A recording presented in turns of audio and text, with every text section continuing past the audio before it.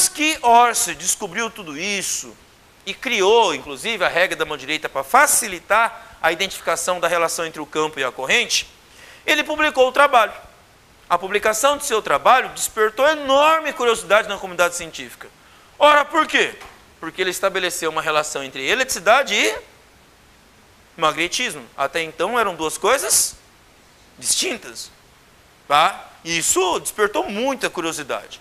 E nesse sentido, dois físicos, um chamado Biot e outro chamado Sarvati, eles leram um trabalho de Orsi e acabaram quantizando, ou seja, medindo a intensidade do campo magnético. E para medir a intensidade do campo magnético, eles tiveram que estabelecer relações matemáticas entre causa e efeito, que é o campo magnético. Causa do campo, o efeito, o efeito que é esse campo. Por exemplo, vamos olhar nessa cena aqui. Nós temos de novo uma mesa aqui com um furo no meio e passando um fio retilíneo. E em volta do fio, com a corrente elétrica percorrendo ele, foi polvilhado limalha de ferro. A limalha de ferro funciona, cada partícula de ferro, como se fosse uma pequena bússola. Reparem como é que fica a limalha de ferro ali em torno do fio. Nessa fotografia aqui, ó. A limalha de ferro está distribuída ao redor do fio aqui aleatoriamente. Por exemplo, se eu salpicar a limalha de ferro aqui, ela ficou desorganizada, ficou de qualquer jeito. Olha aqui que a imagem mostra. Que elas ficaram organizadas. Organizadas de que forma? Circular. Por que circular? Por que elas se organizaram em trajetórias circulares? Exatamente por causa do campo magnético. O campo magnético orientou cada partícula de ferro como se fosse uma pequena bússola, mostrando para nós que o campo magnético está em torno do fio, percorrendo uma trajetória circular. Mas olha na fotografia, onde é nítido essa trajetória circular? O campo magnético é forte, mais perto do fio. Olha aqui, ó, como é que a trajetória circular é bem nítida aqui, tá vendo? Isto, para Biot e Sarvati, mostraram para ele que o campo magnético aqui era intenso. Mas olha aqui longe. É tão fácil de perceber a trajetória circular quanto lá próximo do fio?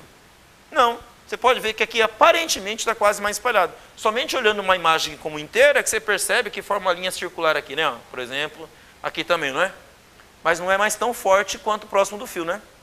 Isso mostra que o campo magnético aqui é mais forte ou mais fraco que próximo do fio? Então isso mostrou para Biot e Sarvati que o campo magnético é mais intenso quando a distância é menor do fio e mais fraco quando está mais distante do fio. Isso mostrava então que a medida do campo magnético dependia da distância do fio. De que forma? Matematicamente relacionado. Vamos ver? Perto da corrente elétrica, olha lá, regra da mão direita. Você está vendo o que aqui da corrente elétrica nesse vetor aqui? Você está vendo o que? Ele apontando para a direita? Para a esquerda? Não, para onde ele está apontando? Para nós, né? Saindo da tela. Então vamos usar a regra da mão direita? Olha lá o polegar, apontando para vocês. Está vendo aqui, ó? Os outros dedos girando em torno do polegar. Faz o campo magnético girar em qual sentido? Anti-horário. Isso, olha aqui, ó, as linhas do campo magnético, certo? Elas se fecham aqui. E olha o vetor campo magnético. Perto do fio, ou seja, perto da corrente elétrica, ele é mais intenso. Se eu aumento a distância, o que acontece com o campo magnético? Diminui. De que forma? Dobrando-se a distância, o campo magnético cai pela metade. Se eu triplicasse a distância, então quantas vezes caiu o campo magnético? 3 vezes. E se eu aumentasse a distância 10 vezes? Assim, ó, 10 vezes maior. O que aconteceria com o campo magnético? 10 vezes menor, ou seja, isso mostrava que o campo magnético e a distância tinham uma relação matemática. Mas que relação? Inversamente proporcional. O campo magnético e a distância são inversamente proporcionais entre si. Mas só isso? Claro que não. Qual é a causa do campo magnético aqui? O que provoca o campo magnético aqui? Corrente elétrica. Então, se a corrente elétrica é a causa, o que acontece se eu aumentar a causa? Aumenta o efeito, que é o campo magnético. Então, a corrente elétrica e o campo magnético teriam que relações matemáticas? Diretamente proporcional. Então, a partir dessa relação matemática, Biot e Sarvati construíram um modelo matemático que pudesse prever a medida do campo magnético. Nessa forma de equação aqui, ó. Olha essa equação aqui, ó. Essa equação traduz a lei de Biot e Sarvati. Uma medida do campo magnético a partir do quê? Da corrente elétrica e da distância. Está vendo aqui, ó? O que a corrente elétrica está fazendo aqui na equação? Multiplicando. O que a distância está fazendo aqui na equação? Dividindo. Por que a distância está dividindo? Inversamente proporcional. Por que a corrente está multiplicando? Porque é diretamente proporcional. Certo? Por que aparece mais esse 2π na equação? Ora, é só olhar a trajetória. Qual é a trajetória que o campo magnético faz aqui? Então, 2πr é a medida da circunferência, né? Certo? Então, o 2π aqui, junto com R, mostra a circunferência. E esse μ que aparece aqui, recebe o seguinte nome, o μ aqui, ó, chamado de permeabilidade magnética do meio. O que isso mostra para nós? Que o meio que circunda esse fio influencia o campo magnético.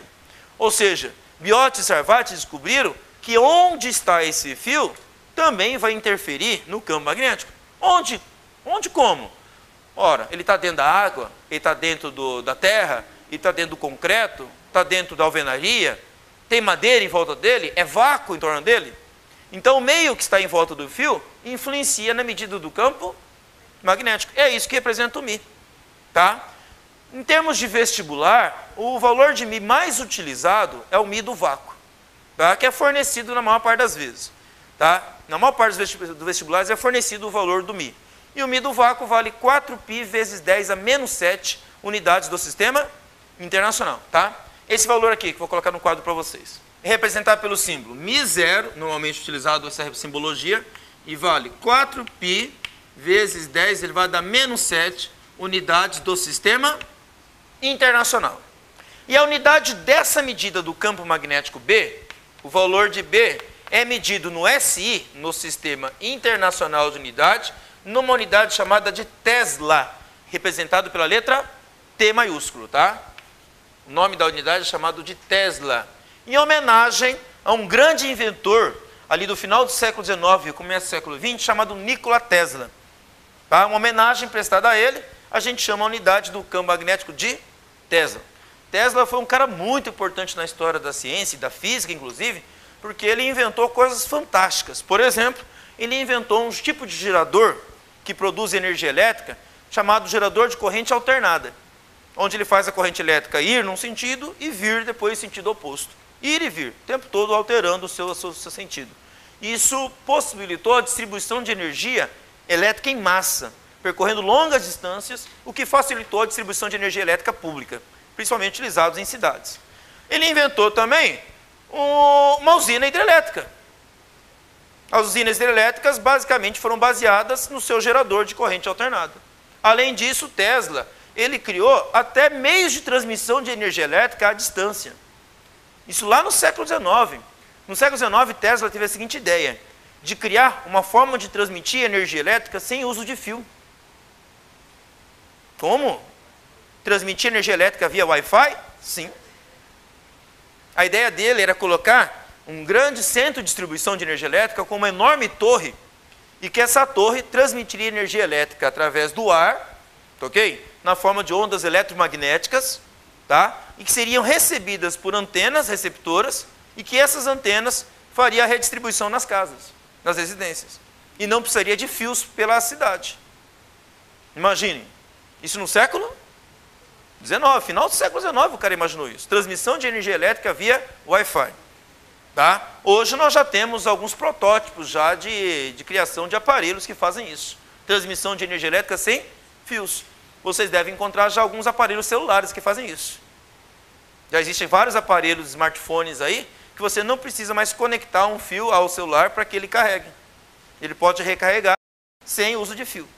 Tá? A única coisa que a gente não conseguiu ainda fazer de maneira economicamente viável é a longa distância. Você pode colocar o carregador Wi-Fi e o telefone ali próximo, certo? A uma distância de poucos milímetros, pelo menos.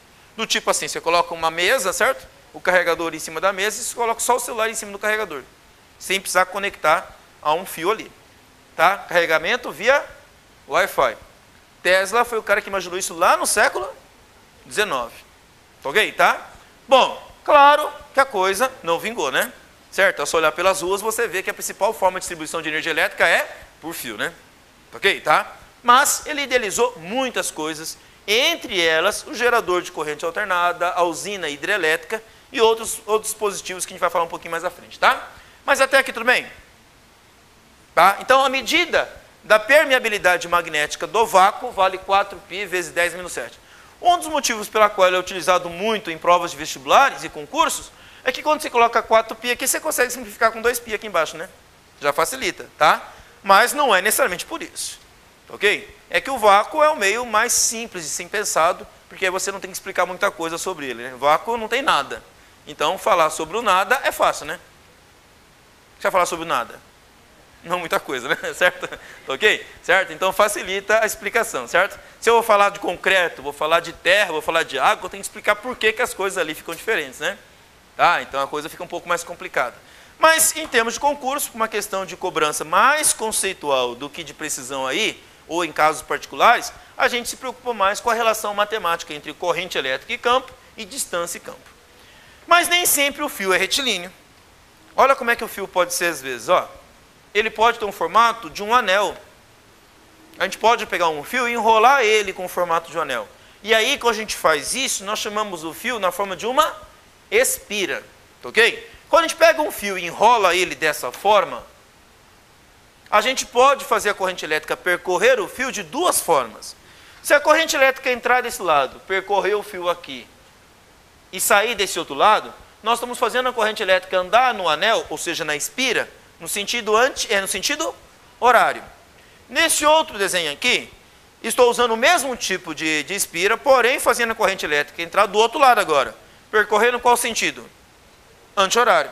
E aí, como é que fica o campo magnético? Olha a imagem aqui, ó, dessa reprodução, tá ok? De uma fotografia do campo magnético produzido por uma corrente elétrica numa espira. Ó. Nós temos ali malha de ferro aqui, se organizando, mostrando para nós o campo magnético em torno do fio. Onde é que fica nítido a intensidade mais forte do campo magnético?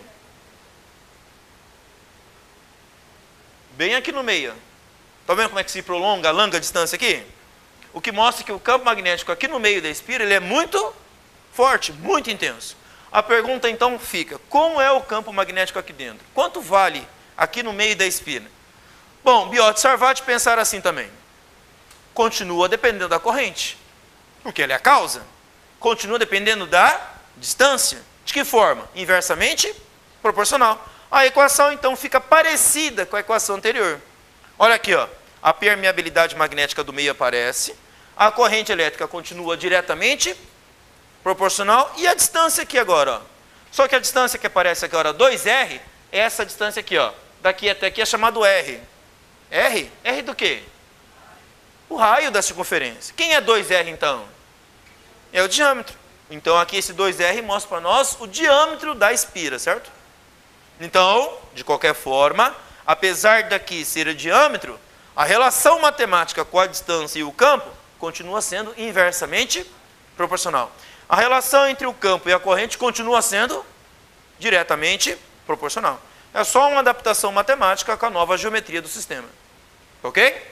Mas, de qualquer forma, como vocês viram, a relação matemática entre distância e corrente com campo continua sendo do mesmo jeito. Essa é a adaptação do modelo de Biot e Sarvati para um fio de uma espira. Mas eu posso ter mais do que uma espira. Eu posso ter um conjunto de várias espiras. Por exemplo, olha essa animação que eu vou mostrar para vocês aqui, ó, na tela, tá? Nessa nova animação aqui, eu tenho várias espiras aqui, vários anéis. E vou produzir a corrente elétrica em vários dessas espiras aqui, em todas elas. Veja o que acontece com o campo magnético gerado por cada uma delas. Ó, cada uma dessas espiras gera o seu campo quando for percorrido pela corrente. Mas repare o que acontece quando eu ligo todas elas em conjunto, tá? Fica olhando aqui na animação, ó. Olhando na cena aqui, ó. O que está acontecendo ali? Cada uma delas não gera o seu campo? Só que com várias delas, uma ao lado da outra, o que acontece com os campos magnéticos delas? Elas se somam. Como assim se somam? São vetores. O que acontece quando eu coloco vetores na mesma direção e no mesmo sentido? Eles somam. Então nós temos um campo magnético mais intenso aqui no meio. Promovido pelo quê? Pela quantidade de espiras que eu tenho aqui. Então se eu colocasse mais espiras aqui, o que ia acontecer com o campo magnético? Ia ficar mais forte ainda. Isso mostra para nós que se eu pegar um conjunto de várias espiras, quanto maior o número de espiras que eu coloco ali, mais intenso, mais forte fica o campo magnético. Olha lá, ele vai se intensificando ali. Ok? Então nós temos um campo magnético resultante aqui no meio. certo? Devido à interação entre todos os campos magnéticos gerados por cada uma dessas espiras. Ok? Bom, uma animação em computador, né? Representando matematicamente o que acontece. Olha na prática ali, fazendo a experiência ali. Ó. Olha a fotografia. Ó. Olha ali a malha de ferro. Não fica como a gente viu na animação agora há pouco? Olha aqui como é que ela está bem nítida. A descrição das linhas de campo magnético aqui no meio das espiras. Mostrando que aqui no meio o campo magnético é muito forte. Ok? E aqui fora, aqui, ó. As linhas são tão bem definidas. Então, o que mostra que aqui fora o campo magnético é mais fraco. Ok? Tá? Então, como é que eu vou medir agora o campo magnético que passa ali no meio da espiral? Bom, esse conjunto de espiras é chamado de espiral ou também chamado de solenoide. Tá? Solenoide ou espiral é a mesma coisa. Tá? Nesse conjunto agora, que eu tenho várias espiras, o campo magnético que passa aqui no meio continua dependendo de quem? Da corrente elétrica, certo? De forma diretamente proporcional. Também continua dependendo da distância. De que forma? Inversamente proporcional. Vamos ver aqui, ó. Olha a equação de Biot-Sarvati como é que fica nesse caso. Depende do meio ainda, depende da corrente de maneira diretamente proporcional e da distância aqui. Quem é essa distância L? Ah, essa distância L é a distância da primeira espira até a última. É o comprimento da espiral. Isso significa que quanto menor for o comprimento da espiral e mais espiras eu colocar ali dentro, mais forte fica o campo magnético, porque uma espira fica mais próxima, maior número de espiras. Olha aqui o N aqui na equação. Isso significa que quanto maior o número de espiras, maior a intensidade do campo magnético. Então a equação de Biot-Sarvati, adaptada agora a essa nova situação geométrica, mostra para nós que o número de espiras influencia na intensidade do campo magnético, mostrando uma relação diretamente proporcional. Entendido aqui? Agora imagine que aqui no meio dessa espiral ou desse solenoide eu colocasse uma barra de ferro. Bom, vou lembrar o que é o ferro? O ferro é feito de átomos que são ímãs elementares. Cada átomo de ferro é um ímã elementar com o seu norte apontando numa direção e num sentido, bem definido. Só que na barra de ferro normal, esses ímãs elementares estão todos desorganizados, o que mostra que, naturalmente, o campo magnético total da barra de ferro é zero. Porém, pode-se orientar? Basta eu criar um campo magnético por ali. Mas eu tenho aqui. Então, se eu colocar uma barra de ferro aqui no meio, o que vai acontecer com os ímãs elementares da barra de ferro? Vão se organizar. Então, a barra de ferro vai virar o quê? Você vai ficar seus ímãs elementares organizados. Vai acontecer o que com a barra de ferro se ela vai magnetizar? Vai virar um ímã. Certo? Mas um ímã, porque eu aproximei um outro ímã? A barra de ferro aqui vai ficar imantada porque eu aproximei um outro ímã? Não, vai ficar imantada porque eu produzi um campo magnético gerado por quem? Por uma corrente elétrica. Tá, mas se a corrente elétrica ficar permanente aqui, a barra de ferro vai ficar magnetizada ali. Sim, enquanto a corrente elétrica permanecer. Mas e se eu desligar a corrente elétrica?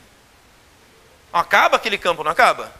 E se acaba aquele campo, o que vai acontecer com os ímãs elementares do ferro? Desorganizam e a barra de ferro fica desmagnetizada.